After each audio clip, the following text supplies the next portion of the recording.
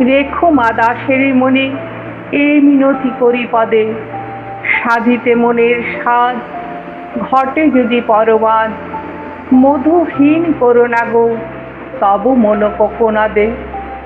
প্রবাসে দৈবের বসে জীব তারা যদি খসে, এ দেহ আকাশ হতে নাহি খেদ তাহে। জন্মিলে মরিতে হবে অমরকে কোথা কবে, চিরস্থির কবে নিজ হাই রে জীবন নদে। কিন্তু যদি রাখো মনে নাহি মা ডরি সমনে, মক্ষিকাও গলে না গো পড়িলে অমৃত হদে। সেই ধন্য নরকুলে লোকে যারে নাহি ফুলে, মনের মন্দিরে সদা সেবে সর্বজন।